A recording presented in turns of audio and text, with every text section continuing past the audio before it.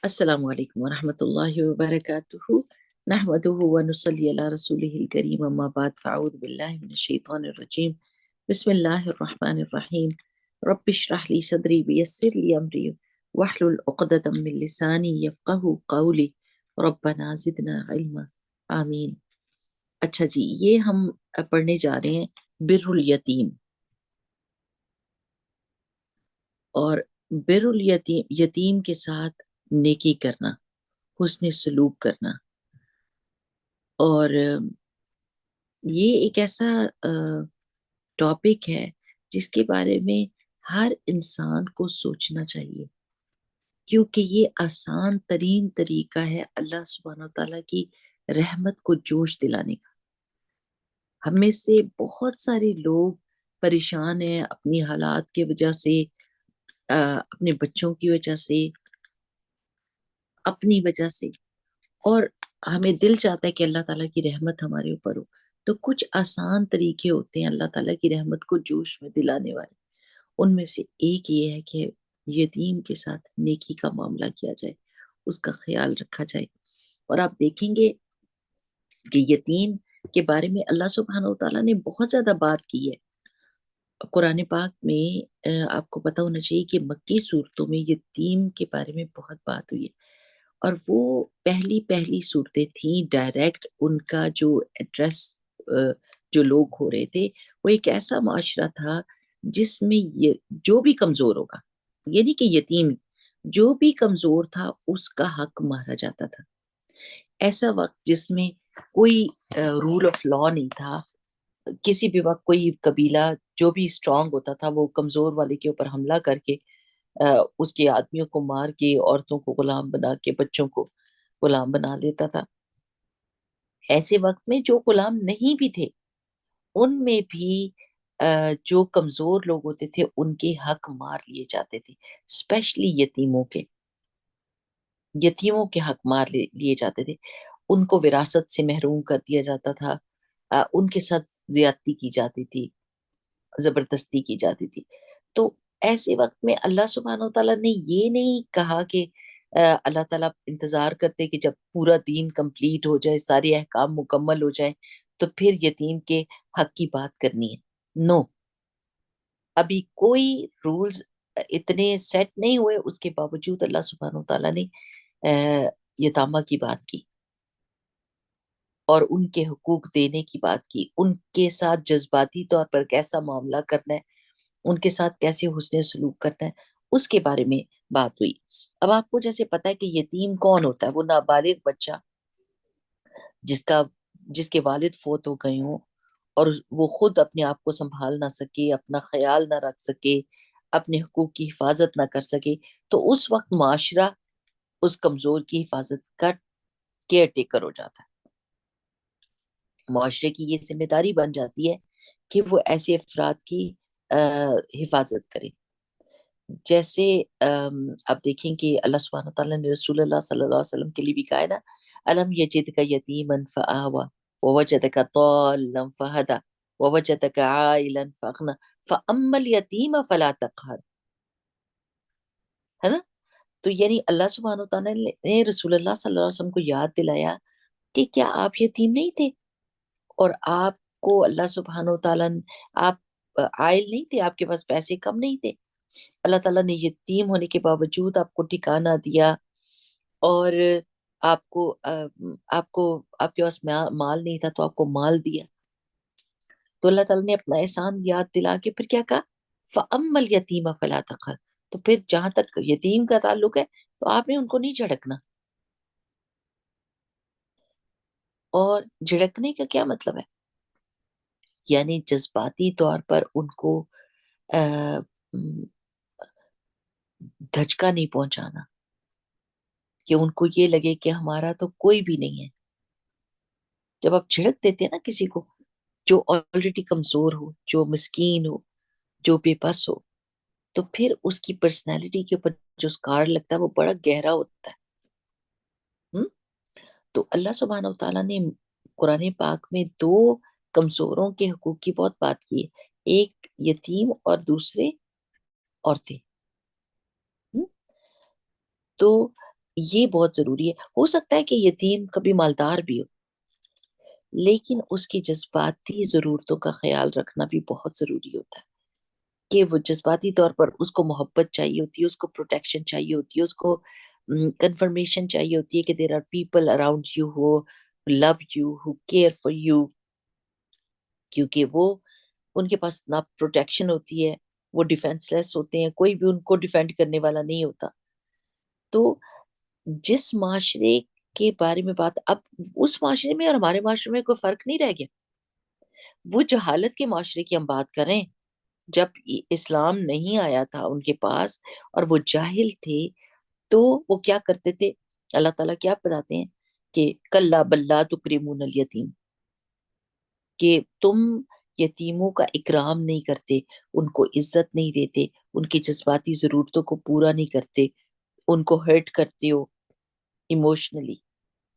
اور پھر دوسری بات اللہ تعالیٰ نے آگے اسی صورت میں کیا کی، وَتَأْكُلُونَ التُّرَاثَ أَكْلًا لَمًّا، اور تم وراثت کا مال ہڑپ کر جاتے ہو، اچھی طرح سے کھا جاتے ہو. اور یہ بھی یتیموں کے ساتھ ہی ہوتا تھا نا، کہ ان کا کوئی والی وارث نہیں ہے، اور جو چچا ہے یا جو بڑے آس پاس لوگ ہیں، وہ بڑے بن کے ان یتیموں کا مال کھا جاتے تھے، اس سے پہلے کہ یتیم بڑے ہوں اور اپنے مال کو کلیم کریں. اور کیا کرتے تھے؟ لڑکیاں بچ جاتی تھی یتیم، تو پھر ان نہ چاہتے ہوئے بھی صرف اس وجہ سے ان سے شادی کر لیتے تھے. ان کی دل نہیں چاہتا تھا ان سے شادی کرنے کے لیے، لیکن کر لیتے تھے، نکاح میں لے آتے تھے کہ یہ اپنی وراثت کا مال جو ہے وہ کلیم نہ کریں، ہم سے نہ مانگے. تو ناپسندیدگی کے ساتھ بھی ان کو اپنے نکاح میں رکھتے تھے، ان کے جذباتی حق ان کو نہیں دیتے تھے، ان کو محبت اور پیار پروٹیکشن نہیں دیتے تھے، لیکن اپنے دل پہ جبر کر کے کہ صرف اس لیے کہ کہیں وراثت کا مال ان کو دینا نہ پڑ جائے، تو اگر ان سے نکاح کر لیا تو یہ سارا مال بھی ہمارا ہو جائے گا، تو وہ ان کے ساتھ نکاح کر لیتے تھے. تو اللہ سبحانہ و تعالیٰ انکریج کرتے ہیں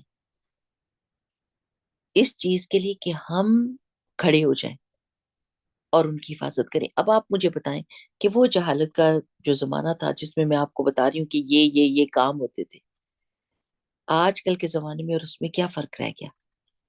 آج تو اس سے بھی زیادہ بڑھ کر یتیموں کے ساتھ زیادتی کی جاتی ہے، بہت زیادتی کی جاتی ہے.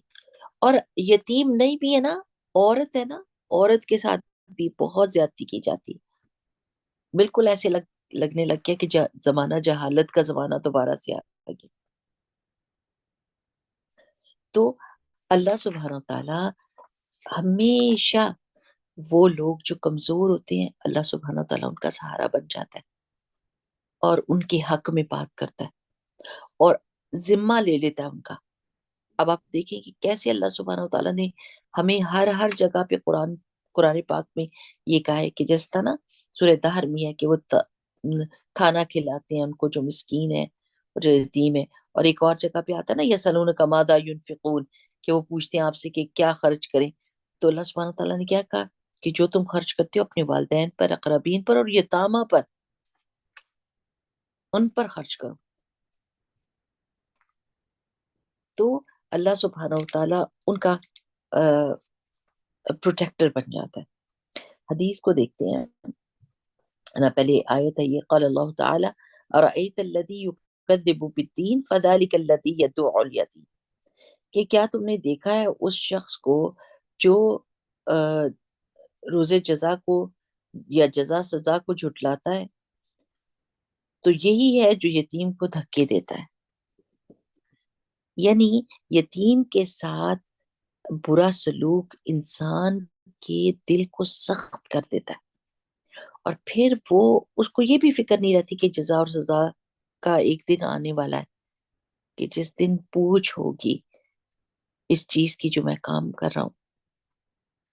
تو ان لوگوں کی نشانیاں جو یوم جزا کو جھٹلاتے ہیں، ان کی نشانی میں ایک نشانی کیا ہے کہ وہ یتیم کو دھکے دیتے ہیں. وہ اس چیز سے ڈرتے نہیں ہیں کہ آج یہ بے بس ہے تو ایک وقت آنے والا ہے جب ہم بھی بے بس ہوں گے.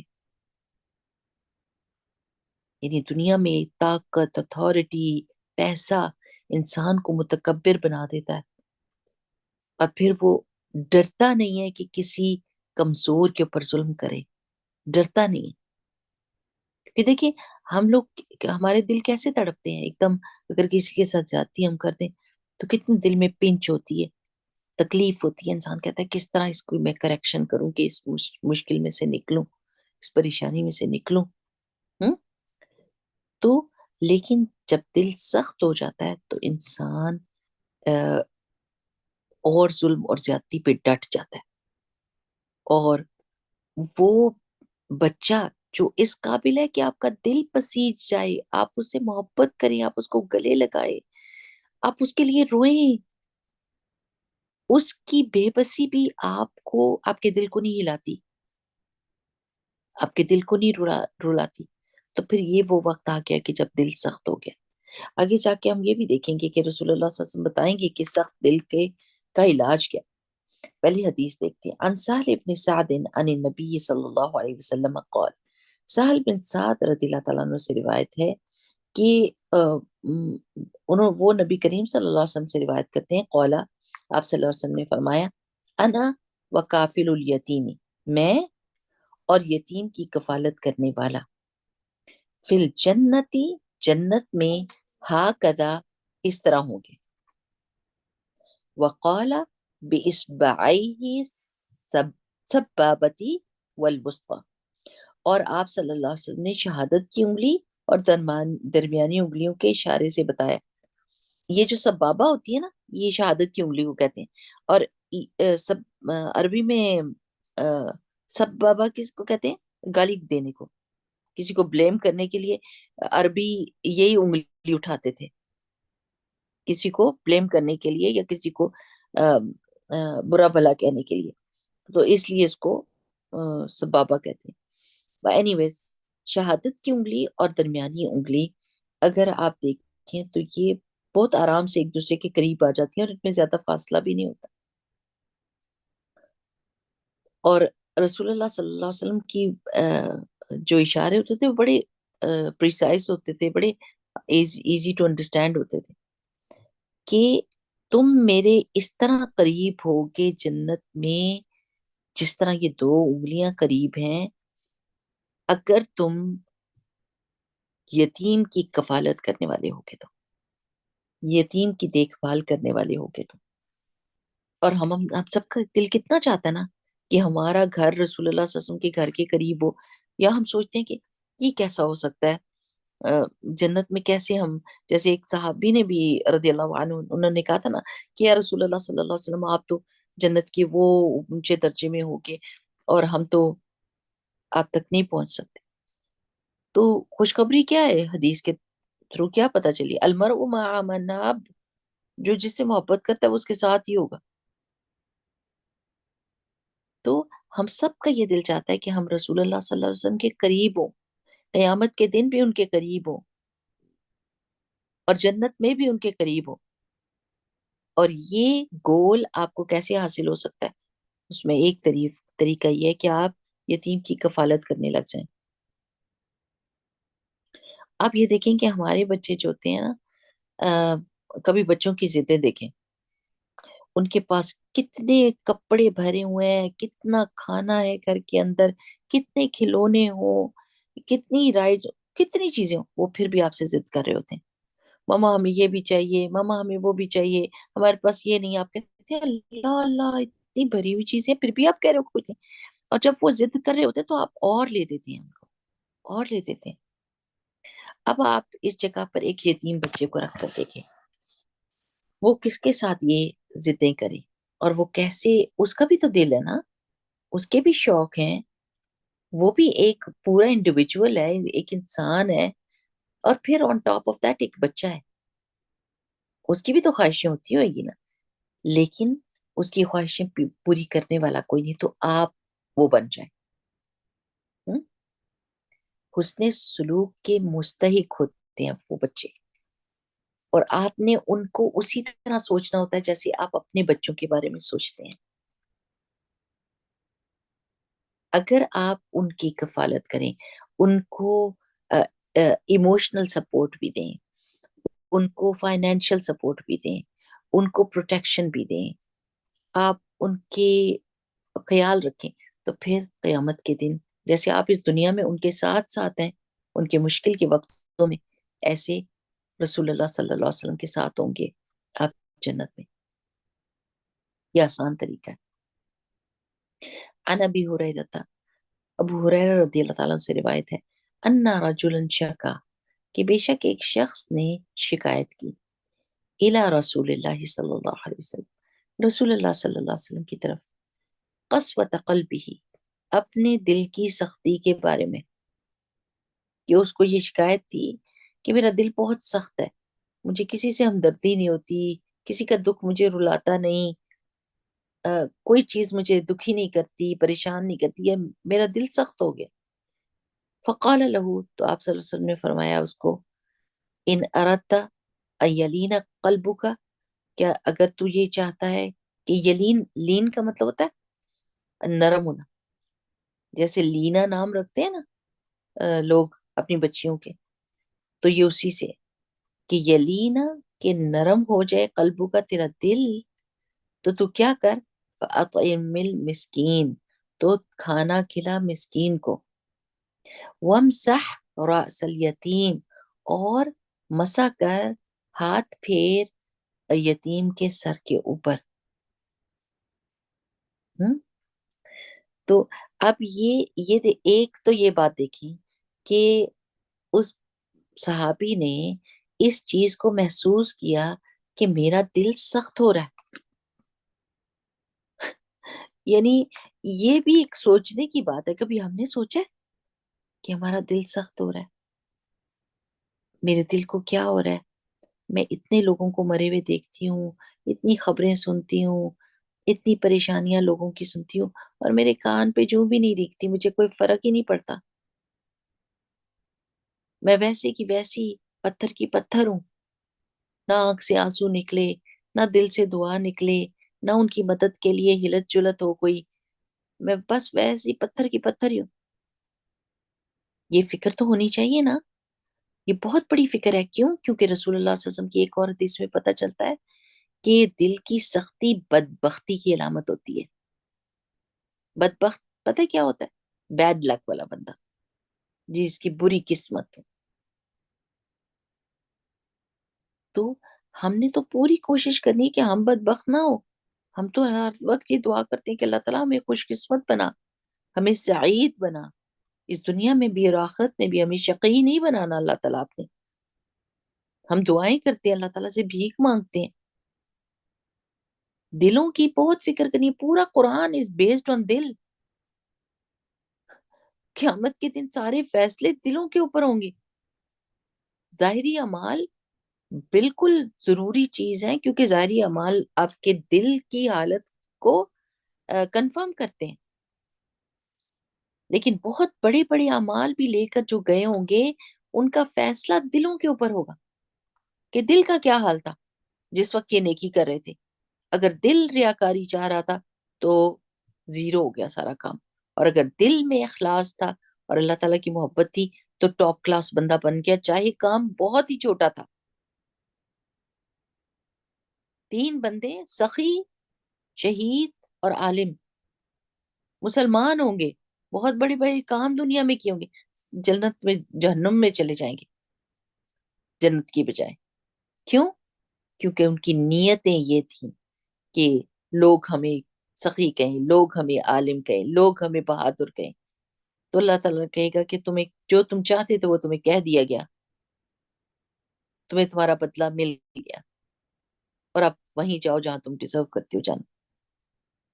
تو اصل میں وہ جانا خافضۃ الرافعہ، کہ اونچوں کو نیچے لانے والی ہے قیامت۔ بہت زیادہ زوم نہیں کرنا چاہیے اپنی نیکیوں کا، اور اپنی، کبھی کبھی آپ نے دیکھا نا لوگوں کو یہ بہت ہوتا ہے، ہم نے اپنے بچوں کی تربیت بہت اچھی کی ہے، ایکسکیوز می، یو نو، بڑے بڑے لوگ، آپ تربیت کی بات کرتی ہیں، نبی سے بڑھ کر اور تربیت کون کرنے والا ہوتا ہے؟ لیکن اللہ تعالیٰ نے نبیوں کے بچوں کے بارے میں بھی، یہ حضرت نوح کی اولاد کے بارے میں یہ بتایا نا کہ نبی سب سے پیاری تبلیغ کرنے والا ہوتا ہے، سب سے زیادہ محبت کرنے والا ہوتا ہے، سب سے زیادہ لوگوں کا ہمدرد ہوتا ہے، اس کے باوجود حضرت نوح علیہ السلام کا بیٹا کافروں کے ساتھ اینڈ اپ کیا. تو ہم اپنی تربیت کے اوپر زوم نہیں کر سکتے، بہت زیادہ تکبر نہیں کر سکتے، بہت زیادہ بوسٹ فل نہیں ہو سکتے کہ ہماری تربیت کی وجہ سے ہمارے بچے اتنے اچھے ہیں. استغفر اللہ العظیم.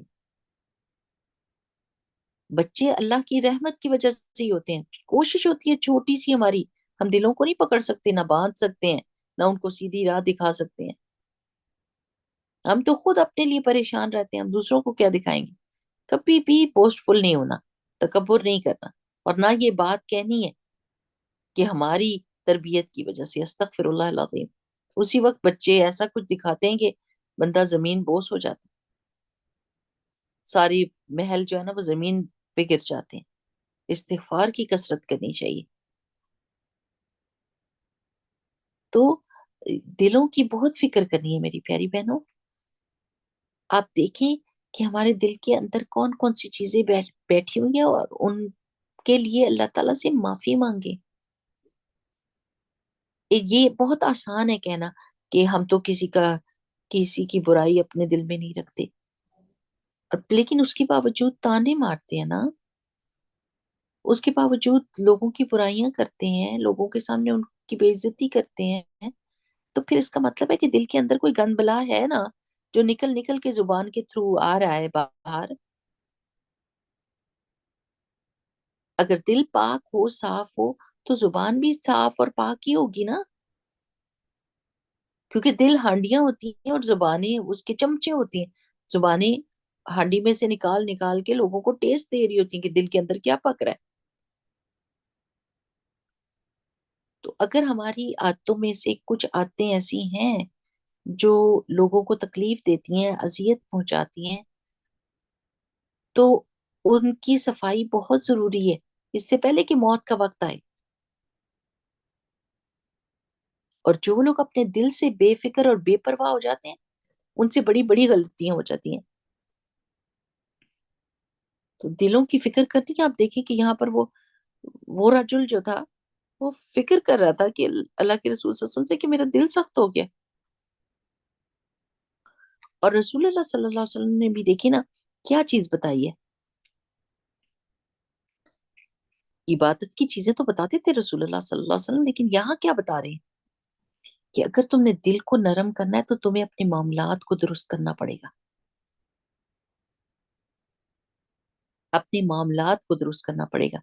کہ اگر آس پاس دیکھتے ہو کہ آپ کے پاس کھانا ہے اور مسکین کے پاس کھانا نہیں، اور تمہارے دل کے اندر یہ تڑپ ہونی چاہیے، یہ دکھ ہونا چاہیے کہ ہم تو پلیٹیں بھر بھر کے کھا رہے ہیں اور بھر بھر کے پھینک رہے ہیں، لیکن مسکینوں کے پاس کھانا بھی نہیں ہے، ایک وقت کا کھانا بھی نہیں ہے. تو پھر تڑپے گا نا دل.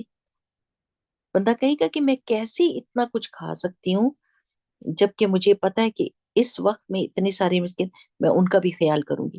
جب آپ ان کا خیال کرتے ہیں تو آپ کا کھانا بھی حق ہو جاتا ہے، درست ہو جاتا ہے. لیکن اگر یہ پیچھے ہم نے جار کا پڑھا تھا نا کہ وہ بندہ مومن کیسے ہو سکتا ہے کہ اپنا پیٹ بھرا ہو اور اس کا ہمسایہ بھوکا سو رہا ہو. ایسا نہیں ہو سکتا. دل کٹ کے رہ جاتا ہے، دل دکھی ہو جاتا ہے، انسان پریشان ہوتا ہے، دوسرے کا خیال کرتا ہے. تب دل جو ہے وہ سیدھی راہ پر ہوتا ہے اور اپنی اصل فارم میں ہوتا ہے. اگر وہ دوسروں کا احساس کر رہا ہوتا ہے تو اپنا، وہ ہے نا کہ اپنے لیے تو سبھی جیتے ہیں اس جہاں میں. اپنے لیے ہے زندگی کا مقصد اوروں کے کام آنا. ہم نے اصل میں یہ اپنے معاملات کو درست کر کے اور اللہ سبحانہ وتعالیٰ کے سامنے سرخرو ہونا ہے کہ ہم دوسروں کے ساتھ کیا معاملہ کر رہے ہیں. جو لوگ اپنی زندگی کو دوسروں کے لیے وقف کر دیتے ہیں، اللہ تعالیٰ ان کی زندگی کی ٹیک کیئر کر لیتا ہے. جو دوسروں کے مسئلے حل کرتے ہیں، اللہ ان کے مسئلے حل کر دیتا ہے.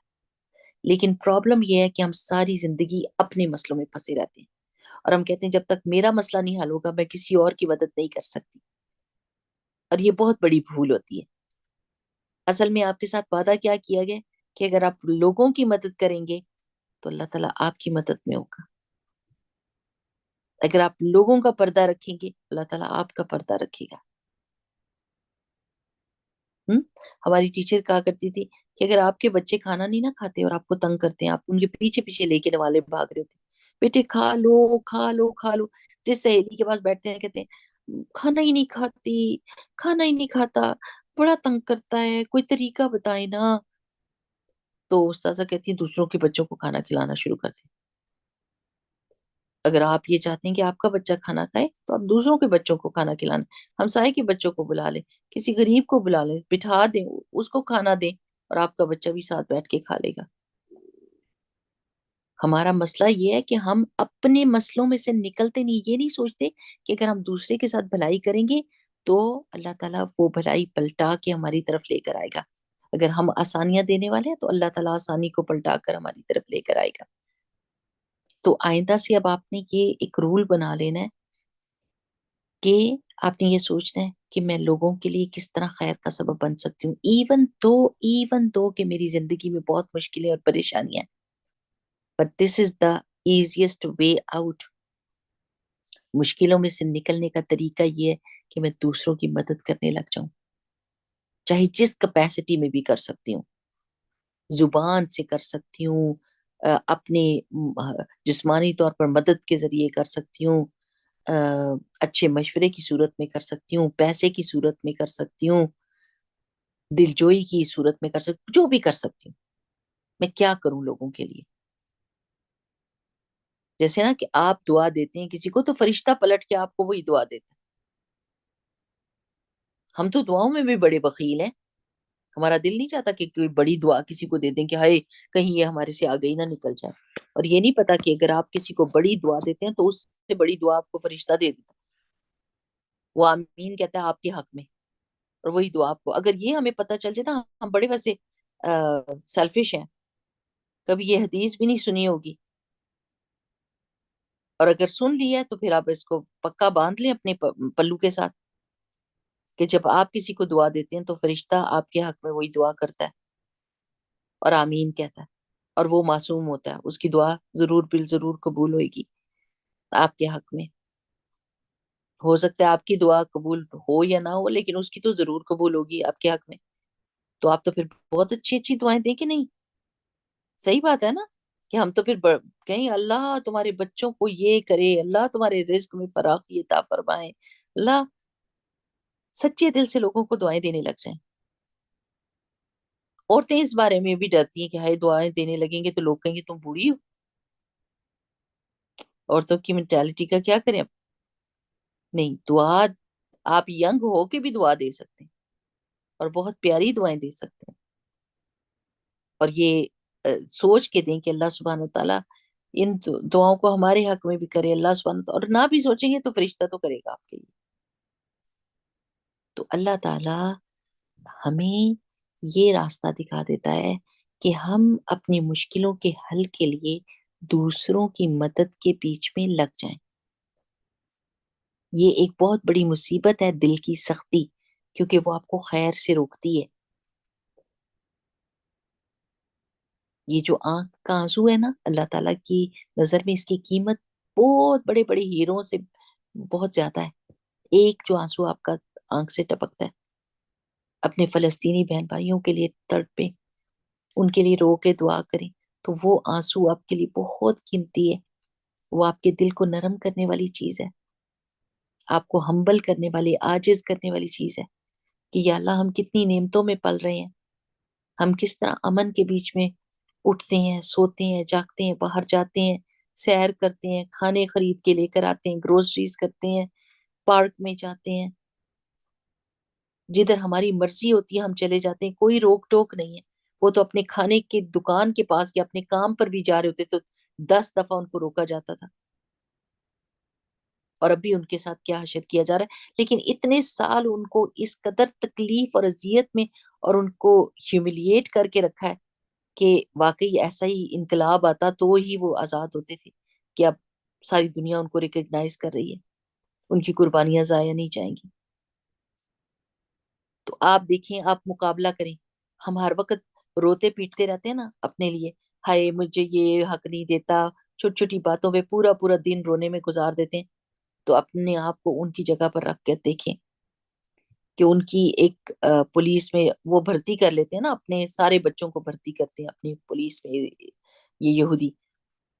تو وہ کہتی ہے کہ مجھے بس غصہ تھا اپنی سہیلی کے بارے میں، تو میں نے 3 4 ینگ آدمی تھے، وہ کام کے لیے جا رہے تھے، تو میں نے ان کو روک لیا، پورے دن کے لیے دھوپ میں کھڑا کیا، کھانا نہیں کھانے دیا، واش روم نہیں جانے دیا، پانی نہیں پینے دیا، اور ان کو سارا دن برا بھلا کہتی رہی کیونکہ میرا موڈ آف تھا.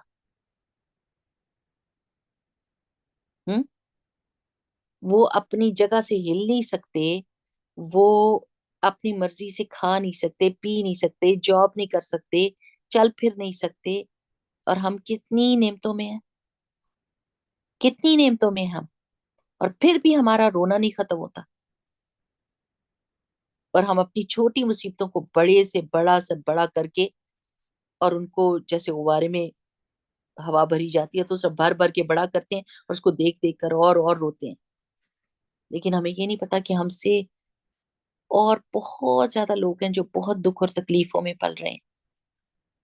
تو اللہ تعالی ہمارا دھیان ان لوگوں کی طرف دلاتا ہے کہ ان کی طرف دیکھو، پھر تمہیں اپنی نعمتیں بہت بڑی لگیں گی، اور تم اپنی طرف سے مطمئن ہو کر لوگوں کی خدمت میں لگ جاؤ گے. تو اگر دل میں یہ سختی آ گئی ہے نا کہ ہمیں دوسرے کی تکلیف پریشان نہیں کرتی، ہمیں رونا نہیں آتا، ہم دکھی نہیں ہوتے، تو پھر کیا کرنا ہے؟ اطعم مل مسکین، مسکینوں کو کھانا کھلانا شروع کر دیں. آپ کا دل نرم ہو جائے گا، آپ ان کی خوشی دیکھ کر حیران رہ جائیں گے. جب ان کو کھانا ملتا ہے تو وہ کس طرح خوش ہوتے ہیں، اور وہ کھانا جو آپ کے آگے رکھا جائے تو آپ کے اتنا سوکھا، یہ نہیں میں کھا سکتی، یہ تو میرے حلق سے نہیں گزرے گا، اس کے ساتھ کیا ہے؟ سالن کی طرح، رائتا کی طرح.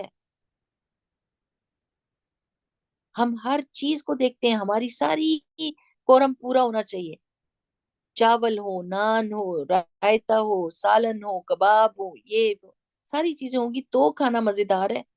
اگر ایک سالن ہے تو وہ مسکینوں کا کھانا ہے ہمارے لیے، ہم اس پہ رونے بیٹھ جائیں گے. کوئی دعوت کر کے تو دیکھے ایسے کہ اس میں ایک سالن اور ایک روٹی ہو، تو ہم کہیں کہ یہ کوئی دعوت ہے؟ یہ تو مسکینوں کا کھانا ہے. تو جب آپ کسی مسکین کو کھانا دیتے ہیں، اور وہ بھی بڑا روکھا سوکھا سا، وہ کس شکر کے ساتھ اور کتنی شکر گزاری اور عاجزی کے ساتھ اور خوشی کے ساتھ لیتا ہے، تو آپ حیران رہ جاتے ہیں کہ اللہ، یہ بھی کوئی خوش ہونے والی چیز ہے. اگر یہ چیز مجھے ملتی تو میں روتی. ہمارے پیارے نبی صلی اللہ علیہ وسلم نے پیاز کے ساتھ روٹی بھی کھائی ہوئی ہے، اور جنگ خندق کے دوران بو والی چربی کے ساتھ وہ بنا کے اس کے اوپر لگا کے دیتے تھے. وہ کہتے تھے مسلمان کی ہم سے کھایا نہیں جاتا تھا، لیکن اتنی بھوک تھی، اتنا انہوں نے سینکشنز لگائی ہوئی تھی، اتنا روک لگائی ہوئی تھی، کوئی چیز اندر باہر نہیں جا رہی تھی، اور ان کو وہی کھانا پڑتا تھا.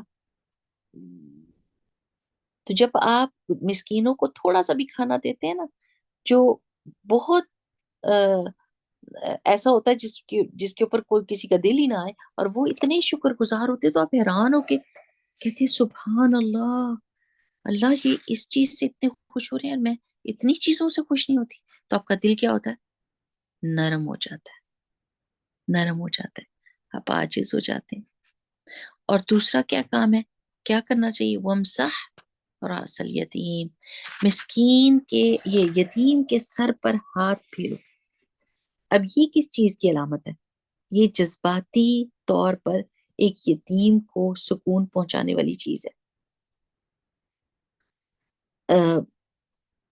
آپ لباس بھی ان کو پہنا سکتے ہیں، آپ ان کو ان کی فیس کا بھی ادا کر سکتے ہیں، لیکن یہ جو ضرورت ہوتی ہے نا ٹچ کی، جیسے ماں باپ کیا کرتے ہیں، چھوٹی چھوٹی بات پہ اپنے بچوں کو گلے لگاتے ہیں، ان کے منہ پہ پیار دیتے ہیں، ان کے سر پہ ہاتھ پھیرتے ہیں، ان کو سلانے کے لیے گھنٹوں گھنٹوں ان کے بالوں میں انگلیاں پھیرتے رہتے ہیں. یہ کیوں کرتے ہیں؟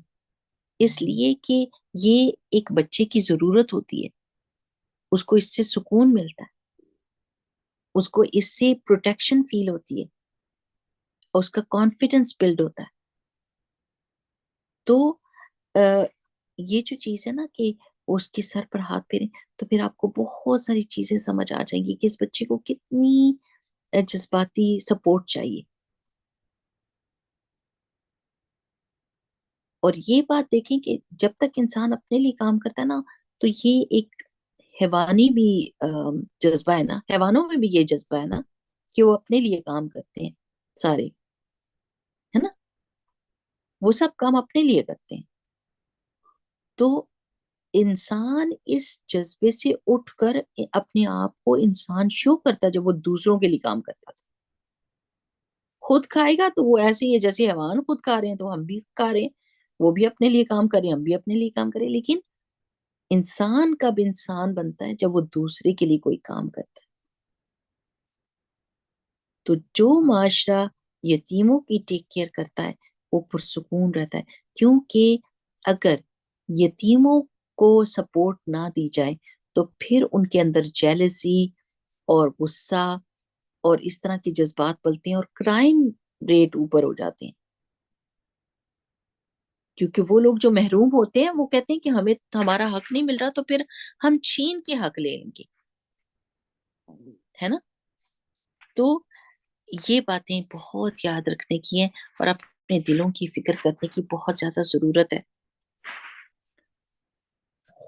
اور یہ کوئی آسان کام نہیں ہوتا، دوسرے کو کھانا کھلانا اور یتیم کے سر پر ہاتھ پھیرنا، ان کا خیال رکھنا مسلسل، ان کی ان کو کال کرنا، ان سے پوچھنا کہ پڑھائی کیسی ہو رہی ہے. ہو سکتا ہے ان کو آپ کے پیسوں کی ضرورت نہ ہو، لیکن یہ فون کال جو آپ کر دیں گے اس کی وجہ سے ان کو احساس ہوگا کہ کوئی ہمارا بھی سوچتا ہے.